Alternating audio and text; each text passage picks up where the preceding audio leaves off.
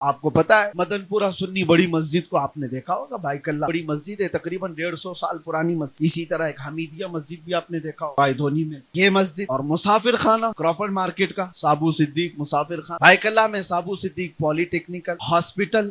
College, یہ 4 سے 5 بڑی بڑی عمارتیں جو تقریباً 100 سال پرانی ہیں، یہ 100 سال پرانی، ان سب کو بنانے والا ایک ہی شخص تھا، ایک ہی شخص۔ اور حیرت کی بات میں بتاتا ہوں، میمن فیملی سے تعلق رکھنے والے حاجی سابو سے 3 مسجدیں، ایک مسافر خانہ، ایک ہسپتال اور ایک اس زمانے کی انسٹیٹیوٹ کالج، اتنا دنیا کو دے کر کے جانے والا وہ سابو صدیق صرف 23 سال کی عمر میں انتقال کر گیا، 23، یعنی 25 سال سے کم کا جوان یہ ساری چیزیں دنیا کو دے کر چلا گیا۔ لاکھوں سجدے ان مساجد میں آج بھی ہوتے ہیں۔ جوان ہو تو ایسا ہو جو امت کو نفع دے کر جائے، زندگی ہو تو ایسی جو لاکھوں کو فائدہ پہنچا کر جائے۔ اسی طرح سے میں پڑھ رہا تھا، آزادی کی تحریک جب چھڑی تھی ہندوستان میں، آج ہم جو آزادی کی سانس لے رہے ہیں، اس میں 1 2 نہیں 30,000 علماء کی قربانیاں شامل، علماء اہل سنت کی بات کر رہا ہوں۔ دلی سے لے کر کشمیر تک ہر جھاڑی پر ایک عالم دین کی لاش لٹکتی تھی، انہوں نے قربانیاں دی ہیں، آج سب بجھا دیا گیا، وہ مقصد زندگی گزارنے والے۔ اور آپ کو اسی تاریخ کے حصے میں ایک اور عظیم انسان کی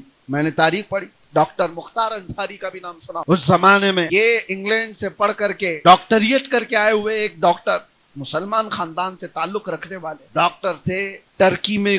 خلافت کے سقوط کے بعد بڑی خدمات انجام دینے والا شخص، لیکن ہندوستان میں آئے تو ہم ہمی تھی، آزادی کی تحریکیں چل رہی تھی، جھگڑے فسادات تھے۔ اس زمانے میں ڈاکٹر مختار انصاری نے دنیا کو ایک طرف دیکھا، لیکن مسلمانوں کے حالات دیکھ کر کے اس نے ایک ادارہ قائم کیا دلی کی سرزمین پر، جس کو آج جامعہ ملیہ اسلامیہ کہا جاتا ہے۔ 1920 میں یہ قائم ہوئی تھی یونیورسٹی، اور آج وہاں سے ہزاروں اسٹوڈنٹ پڑھ کر کے نکلے، کئی ڈاکٹرز وہاں سے نکلے، انجینئرز نکلے، سائنٹسٹ نکلے، ہر طبقے میں لوگ وہاں سے فائدہ اٹھا کر چلے۔ ایک شخص کی سوچ ہے جو ہزاروں کو علم سے آشنا کرا، ایک شخص نے، اور اس ہمہ ہمی میں ساری چیزیں چھوڑ کر ایجاد تو کیا۔ اس طرح سے وہ لوگ تھے جو امت کو نفع دے کر کے گئے، قوم کو نفع دیے، بلکہ ملک کی ترقی میں حصہ